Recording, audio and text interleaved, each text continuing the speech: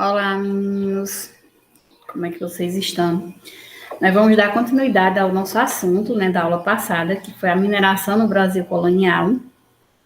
E eu vou fazer uma retrospectiva do que a gente falou na aula passada, né?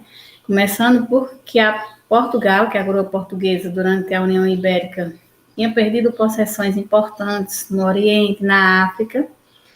E o açúcar, né, brasileiro começou a ter concorrência, que foi com o açúcar produzido pela Holanda, né, nas Antilhas. Então, para resolver essas dificuldades econômicas, a coroa portuguesa começou a estimular a procura por metais, por pedras preciosas, nas suas colônias, principalmente na sua colônia na América, que era o Brasil. E aí ela investiu em expedições exploradoras, que seriam as entradas e bandeiras. Qual a diferença básica entre entradas e bandeiras? As entradas são expedições oficiais organizadas por Portugal, pelas autoridades portuguesas, que partiam, né, geralmente, do litoral e adentravam o interior. Entrava, por isso até o próprio nome, entradas, entrava para o interior, em busca de metais preciosos e também de aprisionar indígenas para a escravidão. E também procurando defender as áreas das produções açucareiras. Né? Já as bandeiras eram expedições também, só que eram organizadas geralmente por particulares de São Paulo, que a gente chama Vila da Capitania de São Vicente. E aí eles partiam para o sertão em busca de índios para trabalhar nas lavouras, em busca de capturar indígenas, e também em busca de combater indígenas, índios, né, hostis aos colonizadores e destruir quilombos. Por isso que as bandeiras foram divididas em três. A bandeira de apresamento, né, para capturar indígenas, então eles invadiam as missões jesuíticas e capturavam os indígenas. As bandeiras de prospecção, né, organizadas justamente para procurar pedras e metais preciosos, e o sertanismo de contrato, né, que era para combater indígenas hostis, destruir quilombos, e era chamado de sertanismo de contrato porque era feito um contrato, né, com algum colono, justamente para procurar esses índios que fugiam, que se rebelava contra a escravidão. Então, esse bandeirantismo, né, esse bandeirismo, aliás, foi voltado justamente para a repressão de revoltas indígenas e quilombos, é o chamado sertanismo de contrato. E aí nós vimos que os caminhos do ouro foram povoados de muitas pessoas, de muitas gentes, né? Nos anos que se soube da descoberta de ouro, paulistas e pessoas vindas de todos os locais começaram a povoar as Minas, né, as Minas Gerais. Então, vinha de Portugal, de várias partes da colônia, e muitos até traziam indígenas, escravos, para trabalhar nas minas, né? Então, vinha gente de todo quanto é local. E aí nós falamos, né, que a busca de ouro e de diamantes foram efetivadas justamente com essas entradas, né? As principais bandeiras mineradoras foi a de Antônio Arzão, que encontrou ouro em Sabará, a de Pascoal Moreira, que encontrou ouro em Cuiabá, e a de Bartolomeu Bueno da Silva, né? E encontrou ouro em Vila Boa, no estado de Goiás. E aí a gente vai ver efetivamente como, né, seria a mineração, né, a sociedade mineradora, a religiosidade popular nessa época, certo? Vamos começar. E aí foi para relembrar, né? Nós vimos que o início da mineração ocasionou grandes guerras de fome, greves de fome, né? Passaram por um período de fome, porque muitos se detinham apenas a encontrar ouro e não procuravam plantar nem desenvolver a pecuária, né? O interesse pelo ouro causou deslocamento de pessoas de várias partes do Brasil, a fome, a miséria sem moradia. Então, o ouro e a fome, eles andaram juntos, né, por algum tempo. Então, nos primeiros anos da mineração, ninguém se preocupava em plantar, em criar animais, e aí todos se ocupavam apenas com o ouro. E por isso que nos primeiros anos do século XVIII, essa região vai passar por 3 crises de fome. Alimentos básicos como farinha, sal, carne eram raros, e quando se tinha, chegava a preços muito altos, certo? Aí depois, né, já meados lá para 1720, por aí, é que começa-se a desenvolver a agricultura e a pecuária. E também a comprar alimentos de outras regiões, certo? A moeda para essas compras, né, é o ouro. Então, a disputa, né, pelo ouro é grande. A desorganização, o autoritarismo e a cobiça começaram a gerar inúmeros conflitos em Minas Gerais. Nós falamos da Guerra dos Emboabas, que é um desses conflitos, vai opor os paulistas e os portugueses, né, chamados de emboabas, porque geralmente os paulistas, eles andavam descalços. Já os portugueses, né, e pessoas de outras partes da colônia, andavam de botas, de sapato. E aí eles denominaram essas pessoas, os portugueses, né, de emboabas. Um desses emboabas, né, desses forasteiros, como podemos dizer, era liderado pelo português Manuel Nunes Viana, e aí eles foram proibidos de entrar na região, reagiram pegando em armas, e aí o conflito, chamado de Guerra dos Emboabas, vai durar cerca de 2 anos, né? Manuel Nunes, durante esse conflito, foi aclamado governador das Minas, né? E aí, só depois que a coroa enviou outro mandante com essa atribuição, né, de governador. E aí, durante essas lutas, os paulistas foram traídos e massacrados por inimigos, né? E no conflito, quem foram os vencedores foram os emboabas, os portugueses. Aí a coroa portuguesa enviou ao Rio de Janeiro um novo governador e criou a capitania de São Paulo e das Minas de Ouro. Então, a partir daí foi criada essas 2 outras capitanias, né? A questão da fundação. Aí se começou até então, né, fazia parte, tanto as Minas Gerais como São Paulo, fazia parte da capitania do Rio de Janeiro, né? E aí, só no final do conflito, da Guerra dos Emboabas, é que a coroa portuguesa vai enviar outro governador, vai criar essas 2 capitanias. Além disso, ela vai determinar que povoados mais numerosos sejam elevados a vilas, então vai se determinar a fundação de novas vilas, né? Ribeirão Nossa Senhora do Carmo, que é Mariana, Vila Rica, Sabará, Vila Rica, que é o atual Ouro Preto, São João del Rei, Vila da Nova Rainha. Então, foram determinados a fundação de novas vilas. E aí a gente vai falar do controle do ouro, né, da regulamentação, dos impostos, das cobranças. Então, veio gente de todo quanto é lugar, né, que a gente sabe.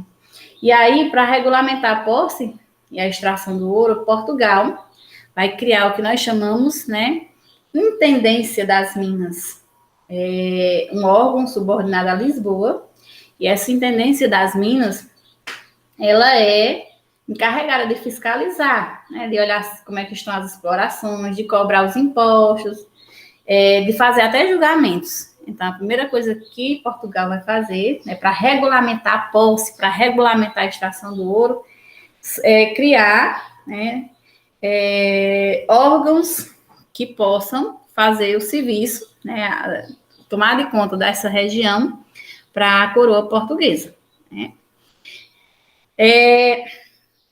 Então, essa criação das minas, da Intendência das Minas é isso, essa é a função delas, controlar a exploração, cobrar impostos e fazer também, né, julgar as pessoas, os habitantes das áreas mineradoras. Então, por lei, nós sabemos que por lei, As áreas de mineração pertenciam ao rei. Né? Por quê? Porque ela estava na colônia portuguesa. Né? Então, por lei, a gente viu que em 1720 foi criada a capitania de Minas Gerais, né?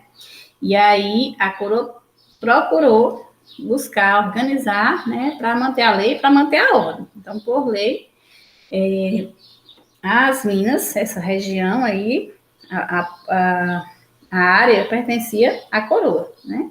E se alguém descobrisse uma jazida, deveria comunicar ao intendente, né, ao chefe da intendência das Minas, certo? E aí, o que é que ele fazia? Quando descobria-se essa jazida, né? Aí ele mandava dividir essa área, essa jazida, em lotes, que eram as datas, né? E ia fazer sua distribuição, né? Então, a distribuição das datas era a seguinte: era dividido, as datas, que eram esses lotes, né? Era dividido e distribuído, por exemplo, o descobridor tinha direito a 2 datas, né? Uma era da coroa, e os mineradores com mais escravos ficavam com as maiores, certo? Muitos até iam a leilão para ver quem era que ficava com mais datas, certo? Então, as datas, né, restantes, 2 eram do descobridor, uma da coroa, e as datas restantes iam a leilão, certo? O que é que eles faziam? Eles distribuíam geralmente para os mineradores com mais escravos, né? Por exemplo, aquele que possuísse 12 escravos ou mais, recebiam a data inteira, né? Os que tinham menos escravos que 12, recebiam uma menor, ou metade, né? Então, era assim que eles organizavam essa distribuição das jazidas. E aí, a intendência das minas tinha a função de cobrar impostos, né? Que impostos eram esses? Era o quinto, né? Era o imposto de passagem, era o imposto de entrada, os donativos. Então, que impostos era esse? O mais importante era o quinto. O quinto, gente, era um quinto, 20% de todo o ouro extraído, por isso que era chamado do quinto, então era repassado para a coroa. Então, todo o total minerado de ouro em prata, 20%, ou seja, um quinto, era destinado à coroa, era mandado para a coroa. Por isso que é chamado de quinto, né? Ou o quinto real. Tinha também o imposto de passagem, ou seja, os homens, animais que transitavam nas minas pagavam imposto. Se entrasse uma mercadoria, pagava o imposto de entrada, e assim por diante, né? E assim a coroa portuguesa ia arrecadando fundos, né? Ia tentando recuperar, né? Se recuperar dos problemas econômicos. E o povo começou a se revoltar, né? Com essa cobrança excessiva, certo? Vou colocar aqui. Voltando aqui. Ainda, né? Aí o povo começou a se revoltar. Os habitantes das minas começaram a reagir, começaram a se revoltar contra a opressão. O que é que eles faziam? Eles escondiam o ouro em pó, ou em pepitas, eles escondiam nos cabelos, nos dedos dos pés, escondiam nos saltos, nas solas das botas, né? E também eles escondiam nas estátuas, né? Nas estátuas ocas. Vocês estão vendo aí essa imagem?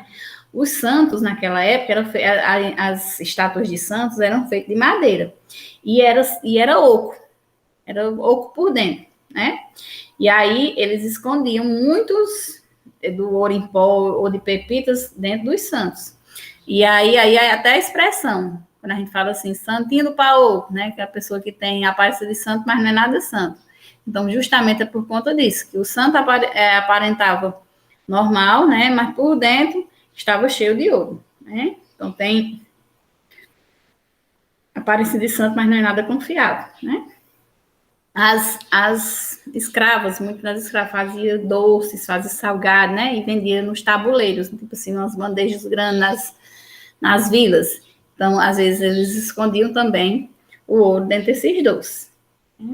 E aí, gente, com isso, né, com o aumento do contrabando, eles começaram a contrabandear esse ouro no cabelo, nos dedos dos pés, nesse santo. Aí, a coroa portuguesa, né, criou o que nós chamamos de... Voltando aqui. A coroa portuguesa criou o que nós chamamos de casas de fundição. O que seriam essas casas de fundição? Era um órgão, né, como se fosse um local, onde todo o ouro que era encontrado, ou em pó, ou em pepita, era transformado, era fundido, era transformado em barra, né, e selado, quer dizer, eles colocavam um selo da coroa, né, e quintado, ou seja, quando eles faziam isso, que derretiam, que transformavam o ouro em barra, que selava, eles já tiravam o quinto, um quinto, 20% do ouro correspondente ao quinto real, né? E aí, o aumento dos impostos, o preço dos alimentos, que eram exorbitantes, começaram a revoltar a população. Uma dessas revoltas foi chamada Revolta de Felipe dos Santos. Não sei se vocês já ouviram falar. Então, a revolta de Felipe dos Santos, né, ocorreu em Vila Rica, em 1720, e um dos principais líderes dessa revolta, né, que é chamado Felipe dos Santos, porque ele era um dos líderes da revolta, né, exigiu que os preços dos alimentos fossem reduzidos, exigiu que o decreto que criou as casas de fundição fosse revogado, né? Mas aí Felipe dos Santos e seus apoiadores né, decretada a sua morte, o seu corpo foi esquartejado, e foi Pascoal da Silva, né, que era um dos seus amigos também, tinha um morro, né? O Felipe dos Santos, ele tinha sido apoiado por Pascoal da Silva. Pascoal era minerador, né? E aí, como a revolta foi reprimida pela coroa portuguesa, Felipe dos Santos foi morto, o corpo foi esquartejado, que era para servir de exemplo, né? E exposto lá para servir de exemplo. E o morro onde ficava a mina de ouro de Pascoal, né, foi queimado, né, por ordem do governador da região, certo? Então, o movimento foi esmagado, foi abafado, e os tributos continuaram a ser cobrados. A sociedade mineradora, né, como era composta a sociedade na época? E aí surgiram muitas pessoas, né, que até então não tinham, por exemplo, né, os mineiros, a sociedade da sociedade mineradora, né, bem mais complexa do que a sociedade do açúcar, com o senhor de engenho, sua família, né? A sociedade do ouro era mais urbana, a sociedade do açúcar mais rural, né? Então, essa sociedade surgiu mais nas cidades, nos locais de residência de serviços, nos comércios, né, nas igrejas, nas festas. Então, gente, na região mineradora tinha um desenvolvimento da vida social foi marcante, né? Então, a sociedade naquela época era bem ativa. Mas também, né, havia muita discriminação. Negros, indígenas, os descendentes de negros e de indígenas eram discriminados, né? E também era dado um valor enorme à aparência. Então, quem era negro, quem era indígena, que tinha traços negroides e traços indígenas, eram discriminados, né? No final do século XVIII, mais ou menos, a população, né, era formada basicamente de ricos, camadas médias, homens livres, pobres e escravizados, certo? E aí a gente pode ver que, né, também existia, né, os proprietários de grandes lavras, que era o grupo social privilegiado, que seria quem? Seriam os ricos, os potentados, né, alguns chamavam de potentados. Eram os proprietários das grandes lavras, era o grupo social privilegiado na região, né? E aí, alguns estudos, né, alguns historiadores sugerem que as fortunas, né, quem juntou mais fortunas em Minas Gerais, né, era os grandes comerciantes. Então, eram os mais ricos, que eram os potentados. E eles também até praticavam a agiotagem, não sei se vocês já ouviram falar. Manuel Nunes Viana, por exemplo, que foi um dos cabeças, né, da Guerra dos Emboabas, foi até decretado governador na época. Ele enriqueceu vendendo gado, vendendo carne nas suas fazendas, né? Ele tinha fazendas na região, nos sertões do São Francisco, e aí ele fornecia carne e fornecia gado para os açougues mineiros. E fala-se que esses comerciantes, esses grandes comerciantes, né, enriqueceram fazendo isso. Então, eram os que juntaram mais fortuna na época, foram esses comerciantes. Aí, dentro essa elite mineradora também, né, estavam os altos funcionários da coroa, estavam o dono das lavras, né, que seria o grupo social privilegiado, os donos das minas, que aos poucos, né, os que conseguiram enriquecer, porque assim, a gente pode até falar, por que os grandes comerciantes se beneficiaram, né? Que eram mais ricos que até os proprietários das grandes lavras, porque os impostos destinados a esses proprietários das grandes lavras, das minas, eram bem maiores que dos comerciantes. Então, boa parte do que eles ganhavam, né, servia para pagar os impostos.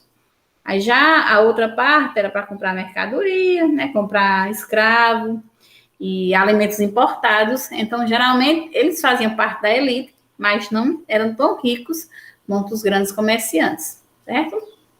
Aí vinham os altos funcionários e os grandes comerciantes que estavam na elite, né, da região das minas.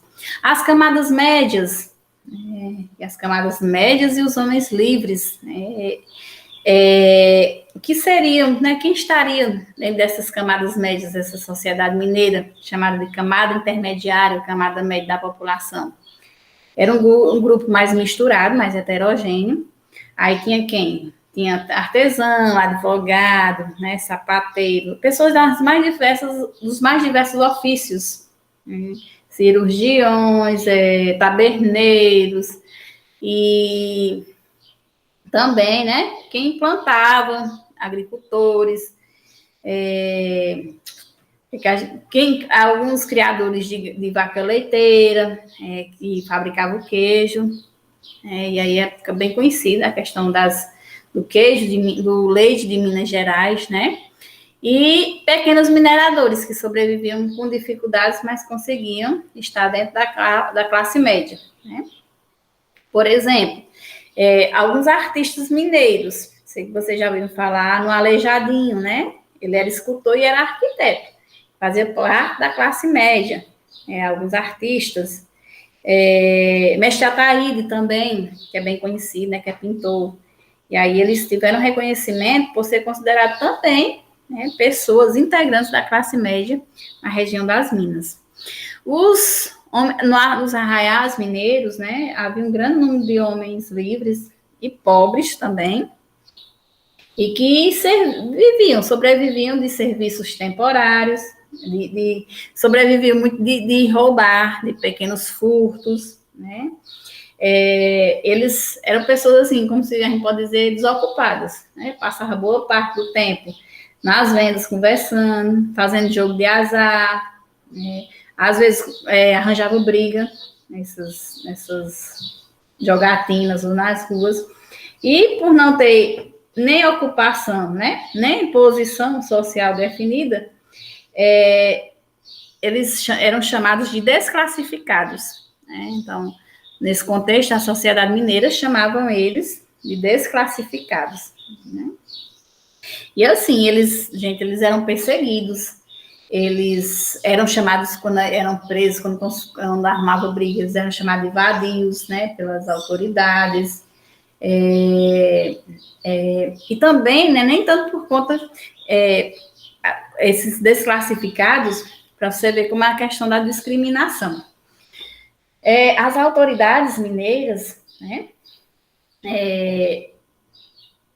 quando tinha algum serviço, por exemplo, para construir prédio, construir estrada, né, fazer segurança de comerciantes ricos, combater revolta, participar das bandeiras, era eles que eram convocados, porque não dava, os ricos não queriam fazer essas atividades, e os escravos também, né, era inadequado fazer essas atividades, os escravos faziam essas atividades, então era eles quem desenvolvia essas atividades. Os escravos, né? A base da sociedade colonial, gente, estava na escravidão, estavam nos escravos. Então, os escravizados eram a base dessa sociedade. Aí faziam das mais diversas atividades. Trabalhavam na extração de ouro, em rios ou galerias subterrâneas, né? Muitos morriam por conta disso, por conta que essas galerias subterrâneas acabavam por desmoronando, né, e matavam muitos, havia muitos desabamentos, muitas mortes, e aí acontecia muitas mortes dos escravos, né? Eles eram submetidos, né, a esse árduo trabalho nas grandes lavras, trabalhavam para um faiscador. O que seria esse faiscador? Era como se fosse o empreiteiro, como se fosse o vigia, né? E aí eles trabalhavam no leito dos rios para esse faiscador. Na região das minas, né, havia muitas doenças por conta das condições de trabalho, por conta da umidade, do local frio, escuro, né? Além dessas doenças, né, tinha o quê? Tinha os castigos físicos, tinha outras, várias formas de punição, né? Então, por isso que muitos cativos começaram nesse período a iniciar uma resistência à escravidão, né? Então, gente, geralmente a vida útil de um escravo durava de 7 a 12 anos, né? Então, um escravo que trabalhava nas minas variava nesse período, para vocês verem como eles, a vida, né, a expectativa de vida era pequena. Por conta que havia muita doença, o que é que acontecia? A alimentação dos escravos era muito pobre em proteína, eles trabalhavam demais e não se alimentavam bem. Geralmente, a dieta deles, essa alimentação era completada, né? Era tão fraca, aí eles, porque ficava com muita fome, não dava para encher a barriga, como se diz, né? Aí fumava, bebia, né? O fumo, naquela época, era considerado um energizante, né? E a cachaça era como se fosse um incentivo, né? Esquentava, então dava para as pernas, né, mergulhar no ouro de aluvião, fazia com que a maioria, né, das minas tinha sido encontrada no ouro de aluvião, então dentro da água. Então as pernas ficavam mergulhadas na água, e aí a cachaça fazia suportar o frio, fazia suportar o trabalho, né? Então, muitos negros, a mortalidade entre os negros era alta, né? E aí, vez por outra, fazia essa reposição, fazia reposição de mão de obra. Então, era de vez em quando, trazia-se mais escravo para a região das minas, certo? Havia outros tipos de escravos, que eram os escravos de ganho, os escravos domésticos, que eles faziam essas atividades. Por exemplo, os escravos domésticos, limpavam as casas, as residências dos senhores, né? Cozinhava, lavava, cuidava das crianças, eram amas de leite, né? Os escravos de ganho, era que eles trabalhavam, por que o nome é escravo de ganho? Porque eles trabalhavam em diversas funções remuneradas, né? Por exemplo, transportava cargas, transportava pessoas, né? Vendiam coisas, muitas vezes trabalhavam nas barbearias, né? Eram curandeiras, prostitutas, negras de tabuleiro que vendiam doces, vendiam quitutes, vendiam salgados, né? E aí eles ganhavam, né? Eram funções remuneradas. Parte do que eles recebiam, eles davam aos seus senhores, né? E geralmente a outra eles guardavam, que era para, tipo, se alimentar, né? Se vestir, comprar ferramentas de trabalho, e também muitos guardavam para conseguir comprar uma carta de alforria. E tinha os escravos de aluguel, que, como o próprio nome já diz, eles eram alugados a terceiros, né? Então, dependendo das suas atividades, eles eram alugados. Então, eu queria um escravo para limpar a minha casa, mas eu não tinha, então eu alugava a alguém que tinha. Então, muitos eram sujeitos a castigos, a torturas, etc. Aí que eu coloquei, né? Gente, na região das Minas, né? Nós vimos a revolta de Filipe dos Santos por conta de determinar esses casos de fundição, por conta dos altos impostos. E aí houve uma outra, né, revolta chamada de Revolta de Beckham. Não sei se vocês já ouviram falar. Os irmãos Beckham. Essa revolta foi dois irmãos, foi uma rebelião ocorrida na cidade de São Luís, na província do Maranhão. E eram chamadas províncias do Maranhão uma região, né, o território, que hoje abrange Maranhão, Ceará, Piauí, Pará e Amazonas. Né?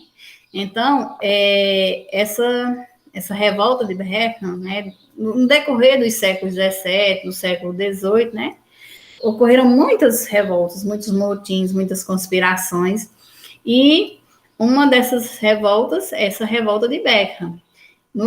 Na província do Maranhão, na província do Grão-Pará, a oferta de mão de obra escrava era pequena. Por quê? Porque os escravos, em grande número, iam mais para a região das Minas, né? E também por conta que os colonos eles não tinham muito recursos para comprar escravos, né? Porque vinha de portos muito longínquos e para conseguir um escravo, até chegar nessa região, na região do Maranhão, do Grão-Pará, né? Saía muito caro.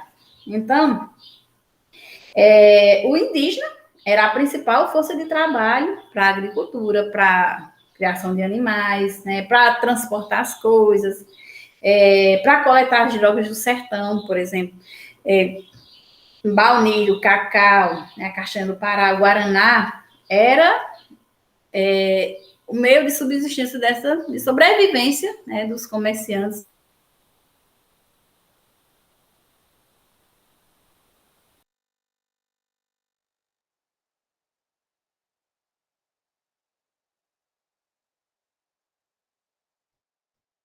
Era feito pelos indígenas. Era para plantar, trabalhar na agricultura pelos indígenas. Era para cuidar dos animais, dos indígenas, né? Era para colher as drogas do sertão, era dos indígenas, né?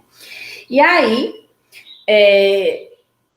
a partir de 1650, quando os holandeses foram expulsos do Nordeste brasileiro, né, na insurreição pernambucana, a província do Maranhão vai entrar em declínio, né, devido à crise econômica que vai se instalar em função da carência de mão de obra escrava, né? E também por conta do abastecimento e do escoamento de produtos. Mas por que isso? Se os holandeses eles vão ser expulsos do Pernambuco? Porque a gente pode até ver, ó, Maranhão, Ceará, Piauí, Pará e Amazonas. Então, com os holandeses na região, muito do que essa província necessitava, era suprido era entregue, né, pelos colonos holandeses, né, pelos holandeses. E aí, o que foi que aconteceu? O governo português, né, vendo esse declínio, né, essa crise econômica, o governo português concedeu o monopólio do comércio à Companhia do Comércio do Maranhão. Foi criada uma companhia para controlar, para monopolizar todo o comércio regional do Maranhão, em 1682. Então, para o governo, isso, a criação dessa companhia iria resolver muitos dos problemas dessa província. E, em troca, o que era, que a companhia ia fazer? Assumir o compromisso de trazer 10 mil escravos africanos para a região. Então, estava faltando mão de obra, então o governo português vai conceder o monopólio do comércio à Companhia de Comércio do Maranhão, e, em troca, a companhia vai assumir o compromisso de trazer esses 10 mil escravos para a região. E ainda no trato, lá no acordo, era determinado que era para trazer 500 por ano, e que quando fosse vendido, quando trouxesse esses escravos, o preço ia ser reduzido, diferente dos preços da região das Minas. Porém, a companhia o acordo feito, não foi selado, não foi efetivado, como se diz. E aí, além, de não trazer os escravos para o Maranhão, ainda vendia as mercadorias de muita má qualidade, bem ruim, a preços exorbitantes, gente. Eles usavam medidas, usavam pesos falsificados, e fazia o quê? Vendia a preços altos e compravam, por exemplo, as drogas do sertão, a preços baixos. E aí, em 1684,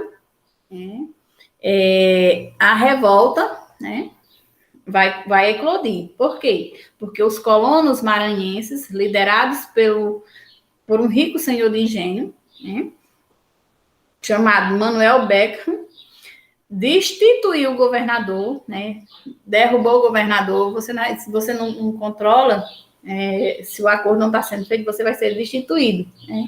Eles vão invadir o Colégio dos Jesuítas e vão invadir também os armazéns da Companhia de Comércio, e que todos os dois eram localizados em São Luís. E essa revolta, esse movimento, vai dar início ao que nós chamamos de Revolta de Beckham. Portugal, por sua vez, vai reagir enviando soldados, que vai sufocar o movimento, vai abafar o movimento, e vai executar Manuel Beckham.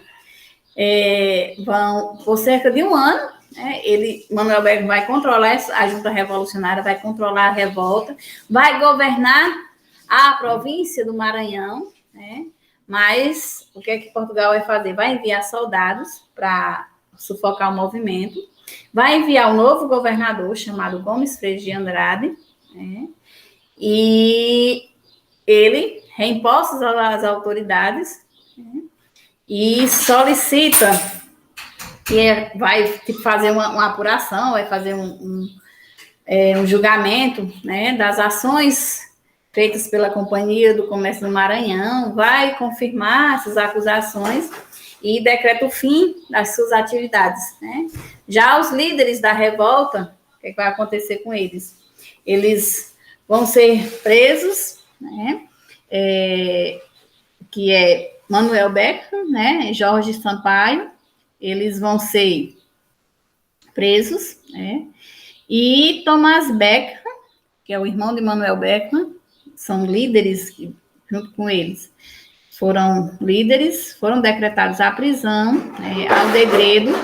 Alguns deles vão voltar, vão ser perdoados, mas o movimento vai ser abafado dessa forma, vai ser finalizado com isso. E os monopólios e as taxas, que até então, tinham sido abolidos pelo governo, de acordo com o trato selado pela companhia, vão ser restabelecidos. Houve também o que nós chamamos de Guerra dos Mascates, foi motivado. O mascate era um comerciante ambulante que circulava vendendo suas mercadorias, Então, a Guerra dos Mascates foi uma guerra entre Olinda e Recife, né, durante o período em que os holandeses ficaram no Pernambuco. Então, durante o período de poder dos holandeses no Pernambuco. E aí, nós vamos, né, deixar a Guerra dos Mascates, a Revolta de Vila Rica e também a religiosidade popular na colônia para a nossa próxima aula, certo? Qualquer dúvida, é só entrar em contato.